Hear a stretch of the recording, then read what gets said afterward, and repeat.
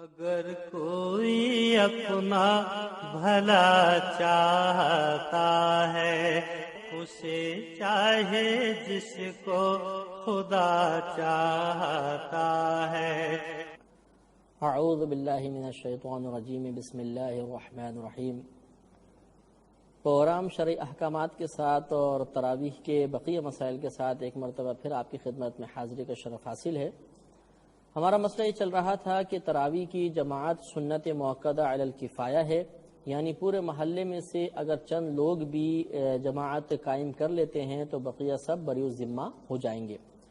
اور اس میں یہ بتایا تھا کہ تراویح کی جماعت مسجد میں ہی قائم کرنا افضل ہوتا ہے، گھر پر قائم کرنے سے اگرچہ جماعت ہو جائے گی، ثواب بھی ملے گا، لیکن مسجد کی جماعت ہی افضل اور اولیٰ ہے۔ اور اس قسم کے اعمال سے چونکہ مسجد کی جماعت میں تقلیل پیدا ہوتی ہے، قلت پیدا ہوتی ہے، اور لوگوں کی پھر کم تعداد کی وجہ سے نماز کی رغبت میں کمی آتی ہے، لہذا بہت بہتر ہے کہ مسجد میں جماعت کے ساتھ ہی ادا کیا جائے۔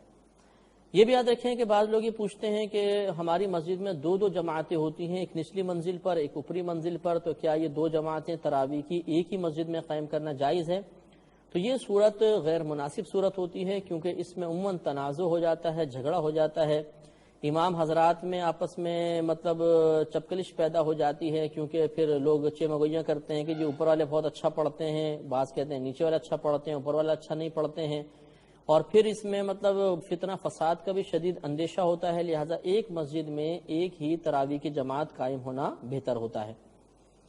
بعض اوقات ایسا ہوتا ہے کہ ہماری قریبی مسجد میں جو حافظ صاحب ہیں ان میں کوئی شرعی عذر ہوتا ہے، یا قرآن عظیم خوبصورت انداز سے نہیں پڑھ رہے، اور ذرا دور مسجد میں اچھے قاری صاحب ہیں، اچھے خوبصورت آواز میں پڑھتے ہیں، تو کیا اس مسجد میں جا کر جماعت پڑھنا جائز ہے یا نہیں؟ تو یہ بالکل جائز ہے۔ اگر امام میں شرعی عذر ہو تو پھر تو واجب ہے کہ دوسرے امام کے پیچھے ہی نماز پڑھی جائے، اور اگر بالفرض دوسرا امام خوش الہانی کے ساتھ پڑھتا ہے تو یہ بھی ایک سبب لکھا ہے کہ جس کی بنا پر دور جا کر نماز پڑھی جا سکتی ہے۔ ہاں، یہ بات یاد رکھیں کہ بعض ہمارے نوجوان خاص طور پہ ایسے ہوتے ہیں کہ جب تراویح کی جماعت قائم ہوتی ہے تو وہ بیٹھے رہتے ہیں، اور جب امام صاحب بالکل رکوع کے قریب آتے ہیں تو جلدی سے کھڑے ہو کر شامل جماعت ہو جاتے ہیں۔ تو یہ طریقہ غیر مناسب ہے، یہ منافقین کا طریقہ تھا کہ وہ اسی طرح کرتے تھے کہ شامل جماعت ہونا ان پر بہت گراں گزرتا تھا، اور جب امام کو رکوع میں جاتے دیکھتے تھے تو جلدی سے شامل ہوتے تھے، تو ایسا نہیں کرنا چاہیے۔ اب ہم وتر کی جماعت کے بارے میں چند باتیں کرتے ہیں۔ چند باتیں میں پہلے عرض کر چکا ہوں کہ وتر کی جماعت رمضان میں مستحب ہے، رمضان کے علاوہ تو علیحدہ پڑھنی ہوتی ہے، رمضان میں بھی مستحب ہے، یعنی جماعت سے پڑھیں گے تو ثواب زیادہ ہو جائے گا، اور اگر تنہا بھی پڑھیں گے تو کوئی گناہ نہیں، کوئی کراہت نہیں ہے۔ اور یہ جو مسئلہ تھا کہ عشاء کے فرائض جس نے جماعت سے پڑھے وہ وتر جماعت سے پڑھ سکتا ہے، اور جس نے نہیں پڑھے وہ نہیں پڑھ سکتا، یہ میں نے آپ کو پہلے بتایا، یہ اختلافی مسئلہ ہے، اور اولا صورت یہی ہے کہ عشاء کے فرض چاہے جماعت سے پڑھیں یا نہ پڑھیں، وتر جماعت سے پڑھے جا سکتے ہیں۔ ایک مسئلہ آخر میں تراویح کے امام سے متعلق ہے، اور یہ مسئلہ بھی بہت اہم ہے کہ یاد رکھیے کہ تراویح کے لیے امام بالغ ہی ہو سکتا ہے جبکہ مقتدیوں میں سے کوئی بالغ ہو، یعنی بالغوں کا امام بالغ ہی ہو سکتا ہے، نابالغ نہیں ہو سکتا۔ اور نابالغ کی عمر آپ کو بتائی تھی کہ 12 سال سے 15 سال کی عمر کے درمیان لڑکا بالغ ہو جاتا ہے اگر احتلام وغیرہ ہو جائے یا آثار بلوغت ظاہر ہو جائیں، ورنہ 15 سال کے اوپر آ کر ہم بلوغت کا حکم دے دیں گے۔ تو احتیاط اس میں یہی ہے کہ 12 سال سے کم عمر کا اگر کوئی حافظ قرآن ہو تو اس کو آگے کھڑا نہ کیا جائے، ورنہ پیچھے اگر بالغ مقتدی اس کے پڑھے گا تو نماز ادا نہیں ہوگی۔ ہاں، نابالغوں کی امامت کر سکتا ہے، لہذا کہیں اگر بچے پڑھ رہے ہوں تو وہاں پہ کوئی نابالغ امام بن جائے تو اس میں شرعاً حرج نہیں ہوتا۔ ہاں، یہ ضرور یاد رکھیں کہ بسا اوقات امام کے پیچھے ایک حضرت کھڑے ہوتے ہیں، حافظ قرآن کھڑے ہوتے ہیں، جو امام کو غور سے سنتے ہیں اور ان کی تصحیح کر دیتے ہیں، غلطی نکال دیتے ہیں، ان کو سامع کہا جاتا ہے۔ تو سامع کے لیے بالغ ہونا ضروری نہیں ہے، یہ نابالغ بھی ہو سکتا ہے، اور اگر یہ نابالغ لقمہ دے گا اور جو حافظ قرآن پڑھ رہے ہیں بالغ ہے اس کا لقمہ قبول کر لیں گے اور وہ صحیح مقام پہ لقمہ دیا گیا ہے تو اب شرعاً کوئی حرج نہیں ہے، سامع نابالغ ہو تو اس میں شرعی طور پہ کوئی گرفت نہیں ہوتی ہے۔ ہاں، یہ ضرور ہے کہ اس کا امام جو ہے وہ عاقل بالغ ہونا چاہیے اور مکمل طور پہ شریعت کا پابند ہونا چاہیے۔ بعض حافظ قرآن پورے سال الٹی سیدھی حرکات کرتے ہیں اور رمضان میں سیزن لگانے کی غرض سے وہ فوراً مصلی پہ آگے کھڑے ہو جاتے ہیں، داڑیاں سارے سال کٹتی رہتی ہیں اور پھر ان دنوں میں داڑھی خشخشی سی ہوتی ہے اور وہ آ کے امامت کا فرض سر انجام دینے کی کوشش کرتے ہیں۔ تو ایسے حافظ کے پیچھے نماز پڑھنے میں احتیاط ہونی چاہیے، اور حفاظ کرام کو چاہیے کہ اپنے منصب کا لحاظ رکھتے ہوئے پورے سال ہی باشرہ رہنے کی کوشش کریں۔ یہ بھی یاد رکھیں کہ بعض حفاظ کرام بہت ہی تیزی کے ساتھ پڑھتے ہیں، اگر اتنی تیزی کے ساتھ پڑھا کہ لفظ چب گئے اور ٹوٹے پھوٹے الفاظ ادا ہوئے تو ایسا تیز قرآن پڑھنا گناہ ہوتا ہے، اور ایسے تیز قرآن کو سننا بھی گناہ ہوتا ہے۔ لہذا یہ کوئی قابل فخر بات نہیں ہے کہ ہم کہتے ہیں جی ماشاءاللہ فلاں مسجد کے امام صاحب تو 15 منٹ میں پورا سپارہ ختم کر دیتے ہیں، تو یہ کوئی کمال کی بات نہیں ہے۔ تیزی سے قرآن پڑھنا کمال نہیں، درست قرآن پڑھنا کمال ہے۔ لہذا یہ بھی ذرا اطمینان ہونا چاہیے، اور کمیٹی کے ارکان جو حفاظ کو مقرر کرنے والے ہیں وہ خاص طور پہ اس کو چیک کر لیں کہ صحیح پڑھنے والا حافظ ہی ہونا چاہیے۔ آخری مسئلہ تراویح پر اجرت کا مسئلہ ہے کہ یاد رکھیں کہ تراویح ایک عبادت ہے، اور عبادت پر اجرت طے کرنا یہ گناہ ہوتا ہے۔ لہذا اب ہمارے یہاں رواج چل گیا ہے کہ حافظ باقاعدہ طے کرتے ہیں جی اس تراویح کے اتنے پیسے لوں گا، کمیٹی بولتے ہیں اتنے پیسے دیں گے، پھر وہ تراویح پڑھاتے ہیں۔ یاد رکھیے کہ ایسی صورت میں تراویح کا ثواب نہیں ملے گا، اس لیے بہتر طریقہ یہ ہوتا ہے، میں اس کا حل آپ کو بتا دیتا ہوں کہ اس کا حل یہ ہے کہ اگر مثلا کمیٹی حافظ رکھنا چاہیں تو ان حافظ صاحب سے یوں کہیں، مثلا عشاء کی جماعت کا وقت نوٹ کر لیں، اور جب تراویح ختم ہوتی ہے، مثلا یہ 2.5 گھنٹے یا 3 گھنٹے بنے، تو اب وہ اس طرح کہیں ان حافظ صاحب سے کہ بھئی ہم ان 3 گھنٹوں کے لیے رمضان کی تمام راتوں میں آپ کو ہم سمجھ لیں نوکر رکھتے ہیں، یا اتنے پیسے ہم آپ دیں گے، آپ ہمارا کچھ کام کریں۔ وہ کہیں کہ ٹھیک ہے میں اس وقت یا وقت آپ کو دیتا ہوں اور اتنے پیسے لیتا ہوں۔ تو اب آپ نے جو ان سے طے کر رہے ہیں یہ وقت کے پیسے طے کر رہے ہیں، جب وہ اس وقت کے اوپر راضی ہو جائیں اب آپ ان سے کہیں آپ تراویح پڑھائیں، عشاء کی جماعت پڑھائیں۔ تو یہ مطلب ایک جائز طریقہ ہوتا ہے۔ فرق صرف اتنا سا ہے کہ اگر وہ کہیں کہ میں تراویح کے پیسے لوں گا تو یہ تراویح پہ اجرت لینا ہوگا، اور اگر وہ کہیں کہ میں اپنے 2.5 گھنٹے دیتا ہوں، اس 2.5 گھنٹے میں اتنے پیسے لوں گا، تو یہ 2.5 گھنٹے کے پیسے طے ہو رہے ہیں، عبادت کے نہیں، تو اس میں پھر جوازی صورت نکل آئے گی۔ تو اللہ تبارک و تعالی سے دعا ہے کہ رب کریم ہم سب کو تراویح کے ان تمام مسائل کو ذہن میں محفوظ رکھنے کی توفیق عطا فرمائے، اور اس رمضان میں خاص طور پر احتیاط کے ساتھ تراویح ادا کرنے کی توفیق عطا فرمائے، توفیق مرحمت فرمائے، آمین۔ تراویح کے بالتفصیل مسائل کے بعد اب انشاءاللہ ہم اعتکاف کے مسائل آپ کی خدمت میں عرض کریں گے۔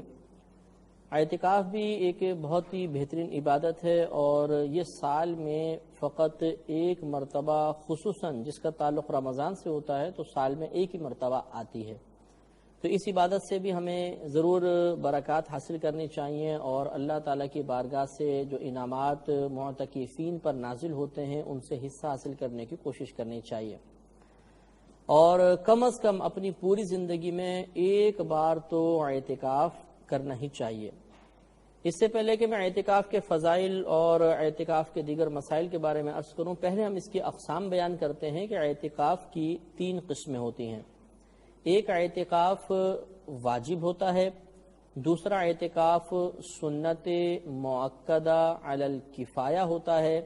اور تیسرا اعتکاف نفل اعتکاف کہلاتا ہے۔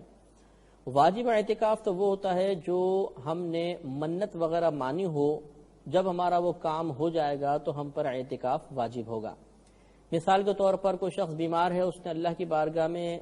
آواز کے ساتھ اس طرح کہا کہ یا رب کریم اگر میں اس بیماری سے اچھا ہو گیا تو تیری رضا کی خاطر 3 دن کا، 4 دن کا یا 5 دن کا اعتکاف کروں گا، تو جب اس کو صحت حاصل ہو جائے گی تو اب اس شخص پر ان دنوں کا اعتکاف کرنا واجب ہوگا۔ دوسرا سنت موقدہ علی الکفایہ ہوتا ہے۔ سنت موقدہ کا مطلب آپ کو معلوم ہے کہ جس عبادت کا کرنا باعث ثواب ہوتا ہے اور 1-2 بار ترک کرنا گناہ اور برا، اور ترک کرنے کی عادت بنا لینے سے انسان گناہگار ہوتا ہے۔ لیکن علی الکفایہ کا مطلب یہ ہوتا ہے کہ وہ عبادت اگر بہت سارے لوگوں کی طرف سے پورے شہر میں سے ایک شخص بھی ادا کر لے گا تو سب کے سب بری ذمہ ہو جائیں گے۔ لہذا اعتکاف سنت موقدہ علی الکفایہ، یعنی وہ اعتکاف کے پورے شہر والوں میں سے اگر ایک شخص بھی اعتکاف کر لے گا تو سب کے سب بری ذمہ ہو جائیں گے، اسے سنت موقدہ علی الکفایہ کہتے ہیں۔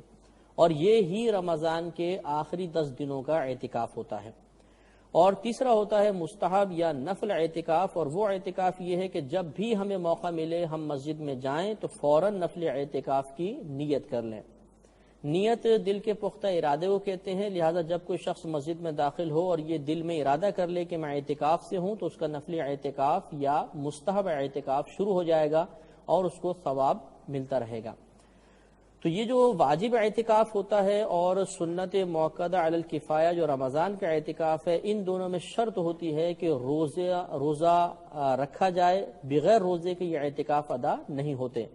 جبکہ نفلی اعتکاف کے لیے روزہ شرط نہیں ہوتا، چاہے آدمی روزہ دار ہو چاہے بلا روزے کے ہو، جب بھی مسجد میں جائے اعتکاف کی نیت کر سکتا ہے۔ تو ہمارا آج کا موضوع رمضان کے 10 دنوں کا اعتکاف ہے، جنہیں ہم سنت موقدہ علی الکفایہ کہتے ہیں۔ یہ اعتکاف نبی کریم صلی اللہ علیہ وسلم کی سنت کریمہ ہے، چنانچہ بخاری و مسلم کی روایت ہے، سیدہ عائشہ صدیقہ رضی اللہ تعالی عنہا ارشاد فرماتی ہیں کہ نبی کریم صلی اللہ علیہ وسلم نے رمضان کے آخری عشرے کا اعتکاف فرمایا، بلکہ بعض روایات میں پورے مہینے آپ کا معتکف ہونا بھی ثابت ہے، چنانچہ ابو داؤد شریف کی روایت ہے نبی کریم صلی اللہ علیہ وسلم نے رمضان کے اول 10 دنوں کا اعتکاف کیا، پھر درمیانی 10 دنوں کا کیا، اور جب آخری یعنی 20واں اعتکاف کا دن آیا تو آپ نے حجرہ مبارکہ سے یعنی مسجد سے اپنا سر باہر نکالا اور ارشاد فرمایا کہ میں نے شب قدر کو پہلے عشرے میں تلاش کیا، مجھے نہ ملی، پھر دوسرے عشرے میں تلاش کیا، نہ ملی، تو اب وہ مجھے بتایا گیا ہے کہ وہ شب قدر رمضان کے آخری عشرے میں ہے، تو جو میرے ساتھ اعتکاف کرنا چاہے وہ اعتکاف کر لے۔ تو یقیناً آپ کی اس دعوت پر کثیر صحابہ کرام نے آپ کے ساتھ اعتکاف فرمایا، تو اس سے معلوم ہوا کہ نبی کریم صلی اللہ علیہ وسلم اپنی حیات طیبہ میں اعتکاف فرماتے رہے ہیں، اور اسی روایت سے اجتماعی اعتکاف کا ثبوت بھی حاصل ہوا کہ نبی کریم صلی اللہ علیہ وسلم کی دعوت پر صحابہ کرام نے آپ کے ساتھ اعتکاف کیا، تو یہ ایک اجتماعی اعتکاف کی صورت بن گئی تھی، لہذا اجتماعی اعتکاف جیسے بہت سے لوگ کرتے ہیں یہ بالکل جائز ہے اور سنت سے ثابت ہے۔ اعتکاف ایک بہت اچھی عبادت ہے اور اس میں اللہ تبارک و تعالی نے بہت ثواب رکھا ہے، چنانچہ ابو داؤد شریف کی روایت نبی کریم صلی اللہ علیہ وسلم ارشاد فرماتے ہیں کہ جس نے رمضان کے آخری 10 دنوں کا اعتکاف کیا تو اللہ تبارک و تعالی اسے 2 حج اور 2 عمروں کا ثواب عطا فرمائے گا۔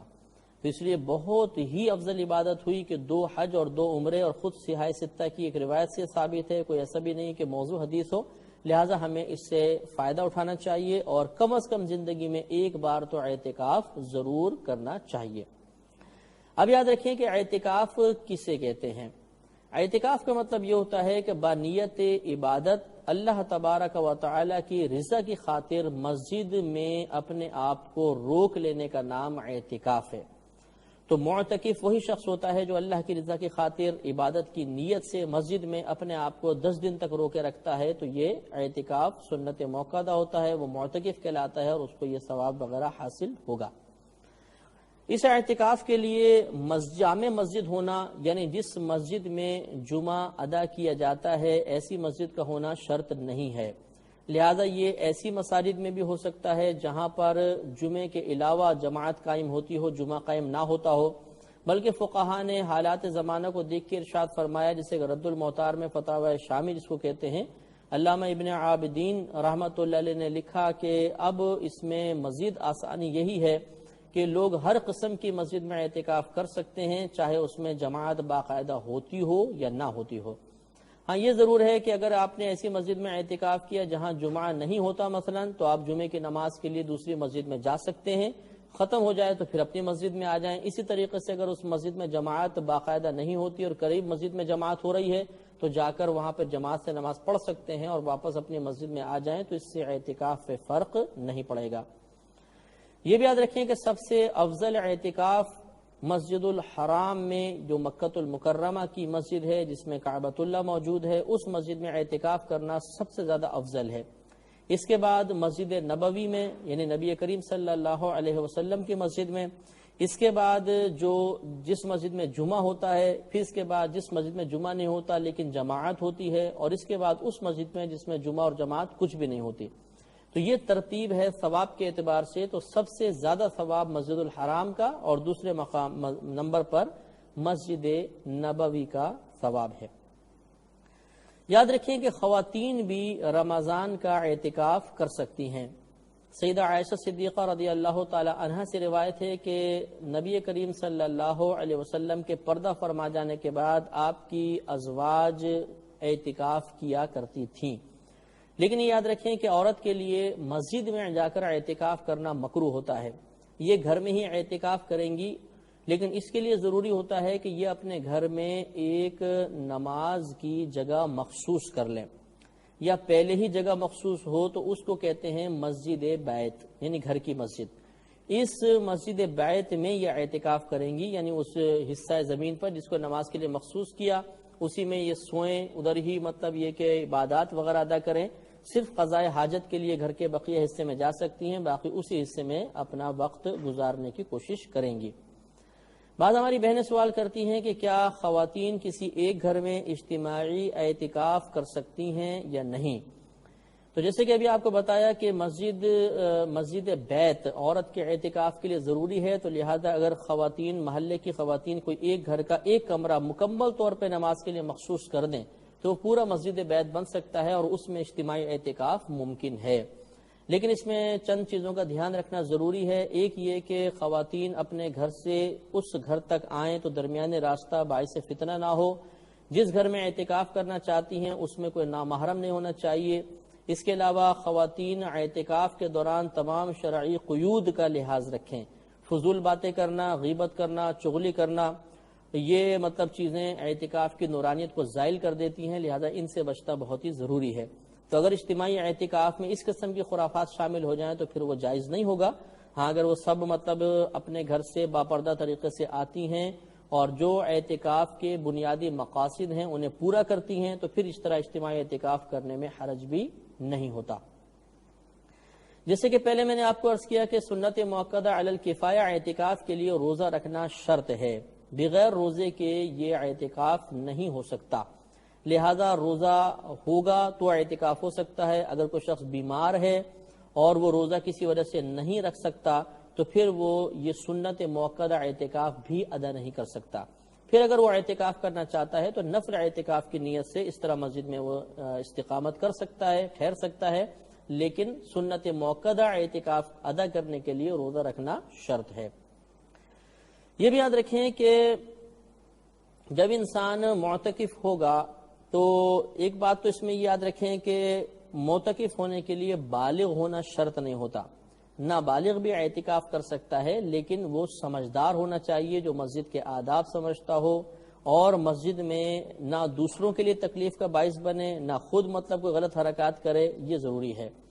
اور وہ باعث فتنہ بھی نہ ہو، ان تمام چیزوں میں احتیاط کرنی چاہیے۔ اگر ایسا نہیں ہے معاملہ، مثلا وہ باعث فتنہ نہیں ہوتا، دوسروں کو تنگ نہیں کرے گا، مسجد کے آداب سے واقف ہے اور اعتکاف کا مقصود بھی پورا کرے گا، تو پھر اس کا اعتکاف کرنے میں شرعاً کوئی حرج نہیں ہے۔ لہذا خلاصہ کلام یہ کہ معتکف کے لیے بالغ ہونا ضروری نہیں ہوتا، ہاں سمجھدار ہونا ضروری ہے۔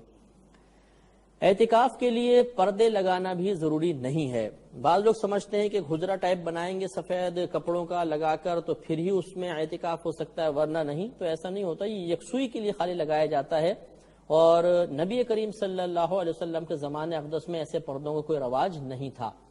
اسی طرح بعض معتکف اپنا منہ چھپا کر باہر نکلتے ہیں، ڈھاٹا سا باندھ دیتے ہیں اور پھر باہر نکلتے ہیں اور یہ سمجھتے ہیں کہ شاید چہرہ کھلا رہا تو کوئی اعتکاف پہ فرق پڑ جائے گا۔ ایسی کوئی بات نہیں ہوتی۔ یہ بالکل جائز ہے کہ آپ چہرہ کھول کر جائیں چاہے چہرہ ڈھک کر جائیں۔ یوں ہی بعض معتکف حضرات کو دیکھا ہے کہ اعتکاف کی حالت میں بالکل باتیں نہیں کرتے ہیں، جیسے باہر نکلے تو اشارے کریں کہ باتیں کریں گے، یا باتیں ہی نہیں کرتے ہیں، خاموش رہنے کی کوشش کرتے ہیں۔ تو یہ کوئی خاموش رہنا عبادت نہیں ہے، بلکہ اچھی بات کرنے میں حرج نہیں، اور بری بات تو ہر جگہ ہی ممنوع ہوتی ہے۔ اب اعتکاف کا وقت یاد رکھیے، جب آپ نے 20واں روزہ رکھا، دن پورا ہوا تو غروب آفتاب سے پہلے ہمیں مسجد میں داخل ہونا ہے۔ تو 20ویں روزے کو غروب آفتاب سے پہلے ہمیں داخل ہونا ہے۔ اگر کوئی غروب آفتاب کے بعد داخل ہوگا تو اس کا یہ اعتکاف نہیں ہوگا۔ 20ویں روزے کو غروب آفتاب سے پہلے داخل ہوں گے اور پھر اگر 29 روزے ہیں تو 29ویں کے غروب آفتاب کے بعد ہم فارغ ہوں گے، اور اگر 30 روزے ہیں تو 30ویں روزے میں پورے غروب آفتاب کے بعد ہم وہاں سے فارغ ہو جائیں گے۔ تو 10 دن کا کبھی اعتکاف ہوتا ہے، کبھی 9 دن کا اعتکاف ہوتا ہے۔ بہرحال اس کا ابتدائی وقت 20ویں روزے کے غروب آفتاب سے پہلے ہے، یعنی مسجد میں آ جائیں، غروب آفتاب ہوتے ہی اس کا وقت شروع ہو جائے گا، اور پھر یہ آخر تک چلتا رہے گا۔ 29ویں کے غروب آفتاب یا 30ویں دن کا جو غروب آفتاب ہے اس میں یہ اعتکاف ختم ہو جائے گا۔ یہ اعتکاف چونکہ اللہ تبارک و تعالی کی رضا کے لیے ہی ہونا چاہیے، لہذا قطعاً اعتکاف کے اختتام پر خاص طور پر بہت سے لوگوں کی تمنا ہوتی ہے کہ ہمارے گلے میں پھولوں کا ہار ڈالا جائے، مبارکباد دی جائے، ہمیں پیسے دیے جائیں، تو اس قسم کے کوئی فاسد خیالات نہیں ہونے چاہیے۔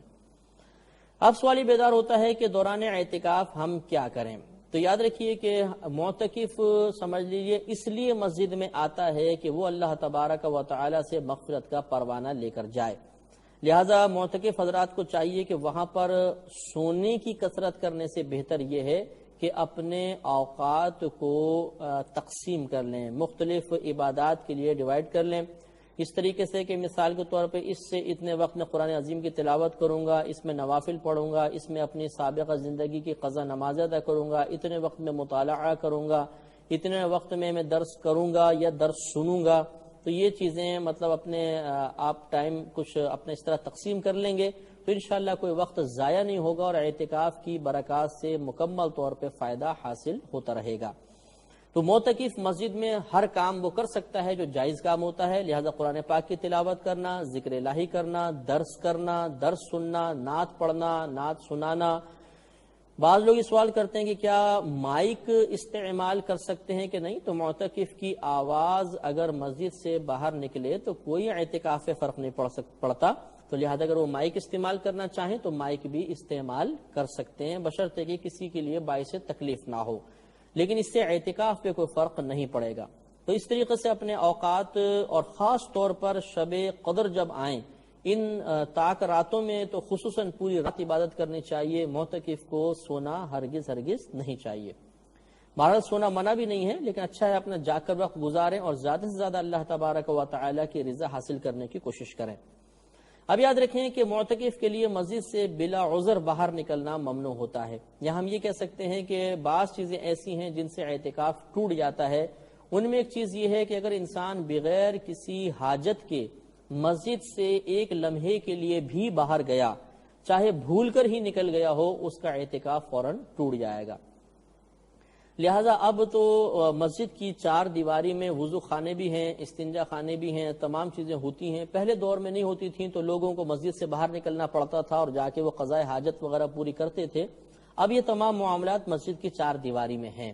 لہذا اب مسجد سے بلا عذر باہر نہیں نکلنا چاہیے، بلکہ انہی جو مقامات ہیں ان میں فراغت وغیرہ حاصل کرنی چاہیے۔ لیکن بہرحال اگر بالفرض کسی مسجد کے استنجا خانے وغیرہ ایسے ہیں کہ وہاں پر طبیعت کراہت کرتی ہے، گھن محسوس ہوتی ہے، اور وہاں پر یا رش بہت زیادہ ہے اور قضائے حاجت بہت شدید ہے، تو چند یہ ضرورتیں ہیں جن کی بنا پر باہر نکلا جا سکتا ہے۔ لہذا اگر پیشاب کی شدید حاجت ہے، قضائے حاجت ہے، یا مثال کے طور پر نہانے کی حاجت ہو گئی، غسل واجب ہو گیا اور مسجد میں نہانے کا انتظام نہیں ہے، تو ایسی صورت میں باہر جایا جا سکتا ہے، لیکن جیسے ہی حاجت پوری ہو فوراً اپنے مسجد میں واپس آ جائیں۔ اور اس میں بھی اگر ایک مقام قریب ہے ایک دور ہے تو دور والے میں نہ جائیں بلکہ قریب والے میں جا کر اپنی حاجت کو پورا کریں اور فوراً مسجد میں آ جایا جائے۔ ایک سوال یہ پیدا ہوتا ہے کہ کیا یہ جو وضو خانہ ہے یا استنجا خانہ ہے اس میں بلا عذر معتکف جا سکتا ہے کہ نہیں؟ تو فقہا نے اجازت دی ہے کہ وضو خانے وغیرہ پر اگر وہ مسجد کی 4 دیواری کے اندر ہے بلا عذر جانا بھی جائز ہوتا ہے، لیکن بلا ضرورت وہاں پر بیٹھنا وغیرہ جائز نہیں ہے۔ اپنے ضرورت کے لیے جائیں، یا جیسے ہاتھ وغیرہ دھونے گئے اور پھر فوراً اپنے اندر مسجد میں تشریف لے آئیں تاکہ مسجد کی مکمل طور پہ برکات حاصل ہوتی رہیں۔ ایک مسئلہ یہ بھی پوچھا جاتا ہے کہ بسا اوقات مسجد میں احتلام ہو جاتا ہے تو کیا اس سے اعتکاف ٹوٹ جاتا ہے؟ تو یاد رکھیں کہ جس سے روزہ ٹوٹے گا اس سے اعتکاف بھی ٹوٹ جائے گا، جس چیز سے روزہ نہیں ٹوٹتا اعتکاف بھی نہیں ٹوٹے گا۔ چونکہ روزہ اعتکاف کے لیے شرط تھا، لہذا جس چیز سے روزہ ٹوٹے گا جب روزہ گیا تو اعتکاف بھی ٹوٹ جائے گا۔ چونکہ احتلام سے روزہ نہیں ٹوٹتا، اسی وجہ سے پھر اس سے مطلب اعتکاف پہ بھی کوئی فرق نہیں پڑے گا. لیکن اتنا مسئلہ ضرور ہے کہ اگر معتکف کی آنکھ کھلی اور اس نے محسوس کیا کہ مجھے احتلام ہو گیا ہے تو وہ ایک لمحہ بھی اب مسجد میں نہیں ٹھہر سکتا، بلکہ حکم یہ ہوگا کہ فوراً تیمم کرے، چاہے وہ قریبی جو مطلب فرش ہے سنگ مرمر کا اس سے کر لے، یا دیوار اگر چونے کی ہے تو چونے کی دیوار سے وہ فوراً تیمم کرے اور پھر وہ مسجد سے باہر نکل جائے، اور باہر نکل کے پھر کسی سے کپڑے وغیرہ منگائے، غسل وغیرہ کرنے کے بعد مسجد میں آئے. لہذا اگر کوئی شخص کو کسی کو احتلام ہوا اور وہ ویسے ہی لیٹا رہا تب بھی گناہگار ہوگا، اور بغیر تیمم کیے مسجد سے باہر نکلا تب بھی گناہگار ہوگا. لہذا فوراً اٹھنا ہے اور فوراً تیمم کر کے پھر باہر نکلنا ہے. یہ بھی یاد رکھیں کہ دوران اعتکاف دنیاوی باتیں نہیں کرنی چاہیے، حتی الامکان دینی باتیں ہی کریں، دنیاوی باتیں کرنا بلا عذر مکروہ ہوتا ہے. اعتکاف کے دوران حتی الامکان اپنا وقت ضائع نہیں کرنا چاہیے، خوب عبادات کرنی چاہیے، اور اپنے گھر والوں کے لیے، اپنے دوستوں کے لیے، رشتہ داروں کے لیے کثرت کے ساتھ دعائیں کرنی چاہیے، کیونکہ معتکف کی دعا بہت مقبول ہوتی ہے اور اللہ تبارک و تعالیٰ اس کی دعا کی برکت سے دوسروں کی بھی بخشش کا سامان کرتا ہے. آخری مسئلہ یاد رکھیں کہ اگر خدا نخواستہ کسی وجہ سے اعتکاف درمیان میں ٹوٹ گیا تو اب اس کی قضا کرنی ہوگی، اور قضا کا طریقہ یہ ہوتا ہے کہ رمضان گزر جانے کے بعد کسی بھی دن آپ ایسا کریں کہ مثلا غروب آفتاب سے پہلے مسجد میں داخل ہو جائیں، رات یہاں گزاریں، اس میں سحری کریں، اگلے دن کے روزے کی نیت کریں اور پھر اگلا پورا دن مسجد میں گزار لیں، تو یہ اعتکاف کی قضا ادا ہو جائے گی. اس کے اور بہت سارے مسائل ہیں، لیکن چونکہ ہمارے پروگرام کے وقت اب ختم ہو رہا ہے، انشاءاللہ ضروری مسائل تقریباً ہم نے آپ کی خدمت میں عرض کر دیے ہیں. بقیہ مسائل انشاءاللہ مختلف پروگرامز میں آپ سنتے رہیں گے. اب اپنے میزبان کو اجازت مرحمت فرمائیں. وآخر دعوانا ان الحمد للہ رب العالمین.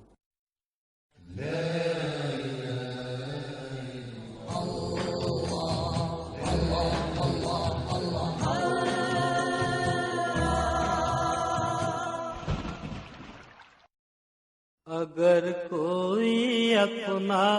بھلا چاہتا ہے، اسے چاہے جس کو خدا چاہتا ہے. اعوذ باللہ من الشیطان الرجیم، بسم اللہ الرحمن الرحیم. پروگرام شرعی احکامات کے ساتھ اور تراویح کے بقیہ مسائل کے ساتھ ایک مرتبہ پھر آپ کی خدمت میں حاضری کا شرف حاصل ہے. ہمارا مسئلہ یہ چل رہا تھا کہ تراویح کی جماعت سنت موقدہ علی الکفایہ ہے، یعنی پورے محلے میں سے اگر چند لوگ بھی جماعت قائم کر لیتے ہیں تو بقیہ سب بری الذمہ ہو جائیں گے. اور اس میں یہ بتایا تھا کہ تراویح کی جماعت